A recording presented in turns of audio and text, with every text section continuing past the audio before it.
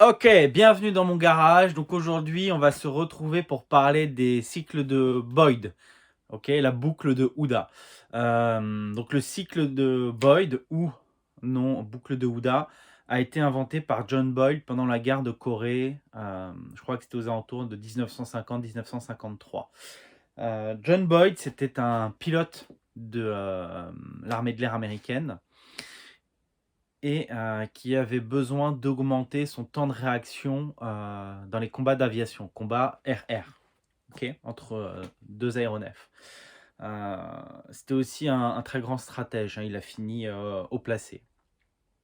Et donc il a créé ce qu'on appelle vulgairement la boucle de Houda, OODA. Ok. La boucle de Houda, c'est un système de réflexion qui va te permettre de gagner du temps dans ta réaction et d'aller plus vite que ton adversaire, que ton ennemi. Et donc c'est super intéressant parce que tu as gagné en réactivité alors qu'au départ, entre guillemets, tu partais avec un handicap, sauf dans le cas d'un combat type militaire, tu ne savais pas forcément que tu allais avoir un ennemi désigné à l'instant T. Ok, donc c'est vraiment ça qui nous intéresse, nous, pour le Krav Maga. Ok. Parce qu'on n'est pas dans le cadre d'un sport de combat traditionnel où on sait quand on va se battre et avec qui. Nous, notre contexte, c'est la rue, donc on peut se faire taper à n'importe quel moment. Ok. Donc là, je te fais un schéma simple, d'accord, de la boucle de Houda. Je remonterai en post-prod. Ok. Donc la boucle de Houda, observer, orienter, décider, agir. O-O-D-A. D'accord. Ça se déroulera toujours dans le sens des aiguilles d'une montre et ça ne pourra pas être arrêté. Une fois que tu as démarré ta boucle, elle doit aller jusqu'au bout. Donc ça, c'est vraiment la version simple. C'est le principe. À côté, je t'ai fait le dessin un peu plus compliqué. Ces deux dessins, je les ai trouvés sur Internet. Hein, c'est pas moi qui les ai inventés. Ok, où là, tu as une vision un peu plus process industriel. D'accord. Ça, c'est pas pour maintenant. Plus process industriel. Ça, je suis allé la chercher sur le site de Thales. Thales qui est fabricant d'armes pour les armées et qui conçoit aussi des systèmes contrôle d'accès, vidéosurveillance. Ok. Euh, donc là, on est sur une version ODA industrielle. Observer, orienter, décider, agir. D'accord. Le principe, observer, ici. Ok. Je vais récolter de l'information. Ok, ça peut s'apparenter à faire du renseignement, sauf que là, on est dans le cadre de l'agression, elle a commencé. Donc ça va être qui j'ai en face de moi, il est grand, petit, gros, armé, pas armé. S'il est armé, qu'est-ce qu'il a comme arme, qu'est-ce qu'il fait comme attaque de haut en bas, de bas en haut, circulaire, pas circulaire, tranchant, slash, si c'est un couteau, si c'est un bâton, batte de baseball, piqué. Toutes les attaques que vous pouvez imaginer. Ok. Est-ce qu'ils sont 1, 2, 3, 4, plusieurs agresseurs à quelle distance ils sont? Est-ce que... voilà. Tout vraiment, on analyse la situation. Pardon, on n'analyse pas, on observe. Une fois qu'on a récolté les informations, on analyse. Ok. Alors l'analyse, elle se fait... Hop là, je me retourne. Elle se fait en fonction de plusieurs facteurs. D'accord. Culture et tradition. Ok. Oubliez pas, nous Français, on est un peuple de guerriers, de combattants. On a conquis l'Europe jusqu'à la Russie. On s'est mis sur la gueule avec les Russes, avec les Prussiens. Depuis la création de la France, on est un peuple de guerriers. Un Polynésien aussi. Hein. Vous avez conquis toute la Polynésie et ça ne s'est pas fait qu'avec des chants et des danses. Hein. Donc en fonction de votre héritage culturel et traditionnel et de la génétique, vous n'allez pas avoir forcément la même réaction. Ok. Si vous êtes plutôt un peu pacifique qui se fait souvent dominer, souvent péter la gueule, ce sera un peu plus dur. Analyse, ok, donc je traite l'information. L'expérience, est-ce que je suis habitué à combattre dans la rue? Qu'est-ce que j'ai travaillé en cours avec mon prof? Et nouvelle information. Si nouvelle information il y a, hop, je repars à observer, je refais orienter analyse. Et une fois que j'ai analysé, je mets en place une stratégie. Ok.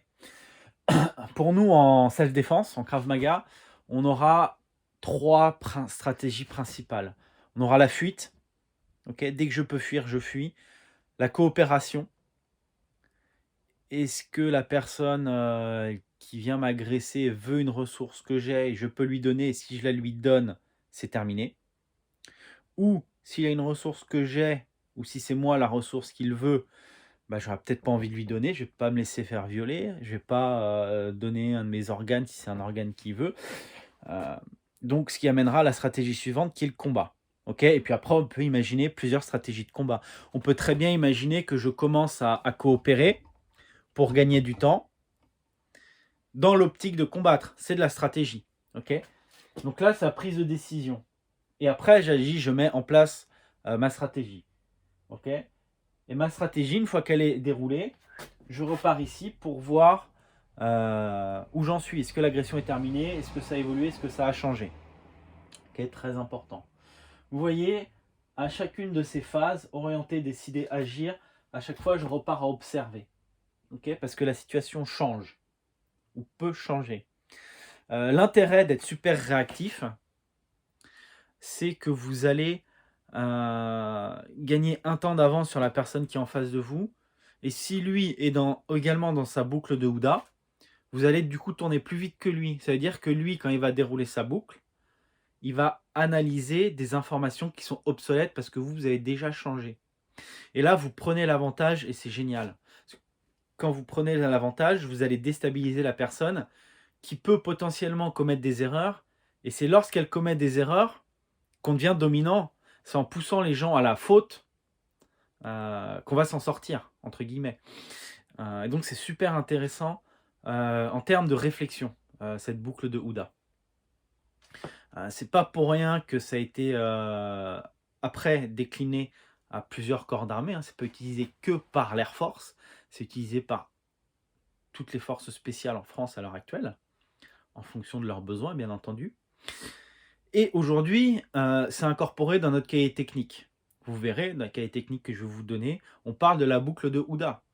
Pourquoi? Parce que c'est un système qui est bon et qui peut améliorer notre niveau de Krav Maga et notre niveau de défense personnelle. C'est pour ça aussi que je vous fais ce cours-là. Ce n'est pas un truc sorti d'un chapeau, une lubie. D'accord? D'une part, parce que c'est bon pour vous, et deuxièmement, parce que on l'a au programme technique, donc on ne peut pas dire on s'en fout. Ok? C'est pas une technique à proprement dit. Ok? Et donc, ce qui est intéressant, c'est que vous voyez, à chaque fois, je peux repartir dès que la situation change. Parce que, comme je vous ai dit, la personne qui est dans une boucle de Houda également, ok, votre agresseur sera également dans sa boucle de Houda. Si c'est lui qui va plus vite, ce sera vous qui serez le dominé. Et donc, ce sera à vous de revenir plus vite ici, d'analyser, de décider et d'agir plus vite que lui pour retourner la situation. Ok? Et ça, c'est super intéressant. Parce que ça, vous pouvez l'appliquer donc en Krav Maga, en self-défense. C'est ce qu'on appelle l'adaptation. Dès que la situation change, on refait autre chose. Ok? Et dans votre vie professionnelle, lorsque vous êtes en avance sur un projet, quel qu'il soit, vous gagnez du temps par rapport à vos concurrents et vous éclatez le marché. Moi, dans mon métier d'électricien, quand je suis au courant d'un marché public, d'un chantier qui sort avant tout le monde, et ben quand il sort, souvent l'offre est déjà ficelée et c'est qu'une formalité. Moi, dans la foulée, j'ai la signature de mon marché et les gens ils comprennent pas ce qui se passe. Parce qu'avant, j'ai fait le travail. Ok? C'est ce qu'on appelle en crypto ou en finance earlier. C'est être dès le début du projet. Ça peut s'apparenter à ça pour ce domaine-là. Peut-être dans les conflits inter-entreprises. Ok, pas être frontal, être malin, pousser les gens à la faute, peut-être intéressant, une stratégie. Euh, tout ça, voilà. C'est vraiment quelque chose que vous pouvez faire dans votre vie de tous les jours et l'appliquer dans votre vie professionnelle. Donc c'est vachement bien, la boucle de Houda. Ok, peut-être vous avez décidé d'une stratégie pour votre entreprise, votre division. Vous voyez que ça ne va pas, ça vous permet de recaler. Ok, tout en gagnant du temps. Alors c'est bien et c'est pas bien parce que comme vous allez vite, dans votre réflexion, dans votre traitement de l'information, vous pouvez vous planter. Ok, si vous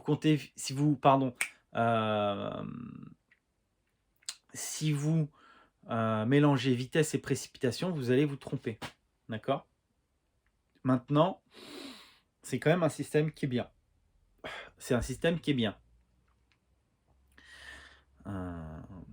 Aller vite, réagir vite, c'est bien et c'est pas bien. Donc après, il faudra trouver le bon compromis par rapport à la bonne situation. Comme je vous le dis, il n'y a pas de situation parfaite quand on est dans la rue. Ok, on fait ce qu'on peut. Le but, c'est de rester vivant.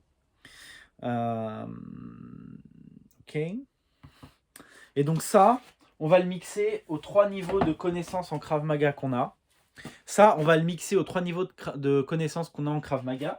Donc vous avez le niveau opérateur, le niveau technicien et le niveau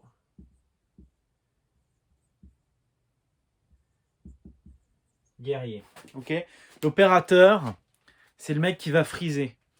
C'est le gars qui choisira pas forcément la bonne technique. Et si la technique ne fonctionne pas, il n'aura pas la capacité de se remettre en action, de dérouler la boucle de Houda et de repartir sur la bonne technique en cas d'agression. Ok. Ça, c'est vraiment niveau débutant P0. Hein. Normalement, vous qui êtes avec moi, vous êtes déjà dans le niveau technicien. Technicien, il peut friser, mais c'est beaucoup plus rare. Peut-être sur une situation de terrorisme, ouais, ok. Ou un truc vraiment dégueulasse dans la rue, ok, il va friser, mais sur une agression entre guillemets dite normale, il frisera pas. Il est suffisamment entraîné. Le technicien, il choisira peut-être pas la bonne technique au bon moment. Peut-être qu'il va se tromper, mais il va la dérouler jusqu'au bout et dès qu'elle sera terminée, tout de suite, il va réactualiser, il va réajuster sur la bonne technique. Okay, donc peut-être qu'il se sera trompé dans l'analyse, dans la décision, mais il aura agi, il n'aura pas frisé. Et dès que sa technique est déroulée et finie, il repart et il réaxe.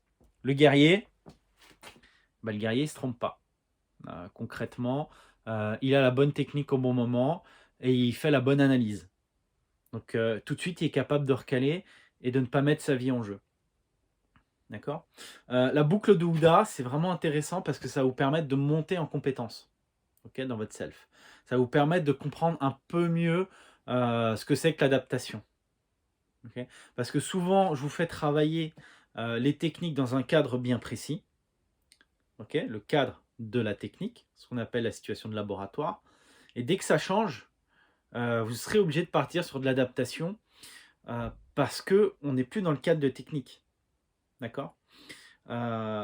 Si vous étiez au stage femme que j'ai fait en octobre, on m'a posé une question de « Ah oui, mais si au moment du pontage, la personne qui est sur moi se lève ?»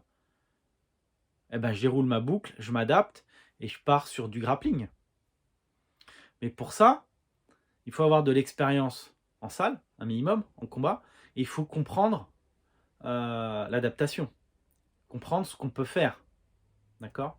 Les personnes qui étaient avec moi, comme c'était de la découverte, ont voulu tout de suite partir sur du niveau guerrier alors qu'elles étaient même pas au niveau opérateur. Et donc elles faisaient la technique, elles ne comprennent pas, elles disaient mais si je bouge. Oui, mais tu vas trop vite. D'accord. Essaye de comprendre ce que je te dis dans une situation donnée avant de commencer à faire tout et n'importe quoi. On dit souvent, un enfant, il faut lui apprendre à marcher avant de courir. C'est exactement ça. Vous ne pouvez pas commencer à vous dire tout de suite je tape, je pars sur de l'adaptation sans maîtriser le cadre technique qui est facile. Donc la boucle de Houda, elle va vous aider à choisir la bonne défense au bon moment, à bien réagir et à votre adaptation. Donc elle va vous permettre vraiment d'augmenter votre niveau de compréhension de la rue et de ce qui se passe. J'espère que la vidéo t'a plu. N'hésite pas à me dire ce que tu penses de la boucle de Houda en commentaire. Et je te mettrai les 2 diagrammes au propre en post-prod avec éventuellement les liens des sites où je les ai récupérés. Mais bon, ça, on s'en fout. Ce qu'il faut, c'est que tu comprennes ce qui se passe. À bientôt.